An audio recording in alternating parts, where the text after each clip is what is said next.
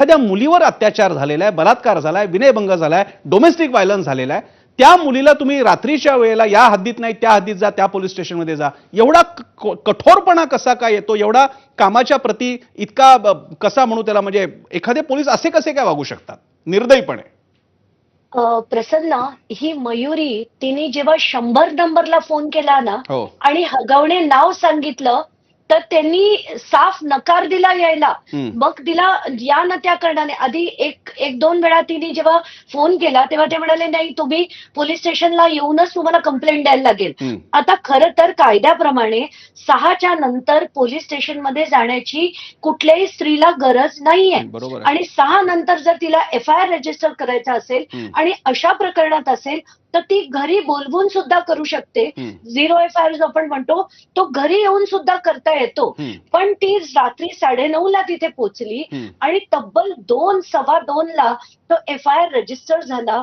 इतक्या वाजेपर्यंत ती तिथे होती. आणि एवढंच नाही, मी तिच्याशी थोड्या वेळापूर्वीच बोलले तेव्हा ती म्हणाली की मला जायला ती ना माझ्याकडे गाडी होती ना काहीच होतं, तर मला बस सुद्धा तासातासांनी तिथे काही पौडला का जायला कुठेतरी मला बस पण नव्हती, तर मी पोचायचं कसं? तेवढं करून तिथे गेल्यावर जर कोणी म्हटलं असेल, हे अतिशय शॉकिंग आहे.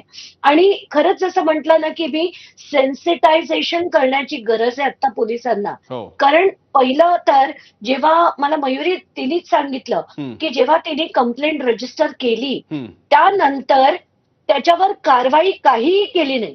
तिने महिला आयोगाला लिहिलं.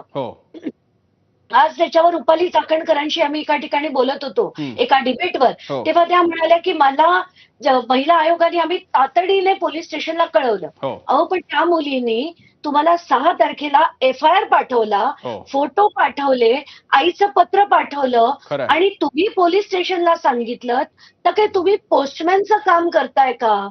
त्याच्या पुढे तुम्ही काय कारवाई केली? त्या पोलीस स्टेशनकडनं अहवाल आला की नाही? तो अहवाल आज तगायत आलेला नाहीये. म्हणजे नोव्हेंबर पासून आता आपण मे महिन्यात आहोत. या मयुरीच्या प्रकरणातला नोव्हेंबरचा अहवाल आज तगायत आला नाहीये. मग मी त्यांना 2-3 प्रश्न विचारले की एक तर महिला आयोग हे त्यांना ईमेल करावी लागते. म्हटलं ग्रामीण भागातल्या कुठल्या महिलांना ईमेल कसं करायचं कळणार आहे? त्याचं उत्तर तुम्ही जे देता ते ईमेलवर देता. कोण रोज ईमेल चेक करणार आहे महिलांपैकी? म्हणजे काय बोलावं आता. म्हणून मी त्यांना म्हटलं की तुम्हाला थोडे प्रोएक्टिव्हली रिफॉर्म्स आणण्याची गरज आहे आणि ते प्रोएक्टिव्हली करणं गरजेचं आहे. तरी अंजलीजी तुम्ही विचार करा किमान या मयुरी असतील किंवा यांना महिला आयोग नावाची संस्था आहे, तिच्याकडे जात आहे तर कंप्लेंट करता येते, कळतंय.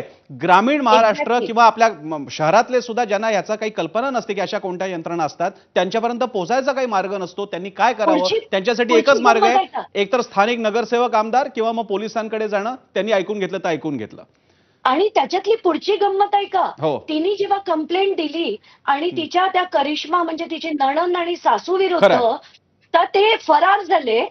फरार झालेली व्यक्ती 2 दिवसानंतर करिश्मा पोलीस स्टेशनला येते. म्हणजे फरार व्यक्ती पोलीस स्टेशनला येते, तिच्या आई आणि भावाविरुद्ध FIR करते आणि पुन्हा फरार होते. आम्ही हा मयुरीचा दावा सगळा दाखवलेला. आपण आता ग्राफिक्स मध्ये सुद्धा ते दाखवतो. मी असीम सरोदेंकडे जातो, त्यांना मगासपासून या मुद्द्यांवरती बोलायचं.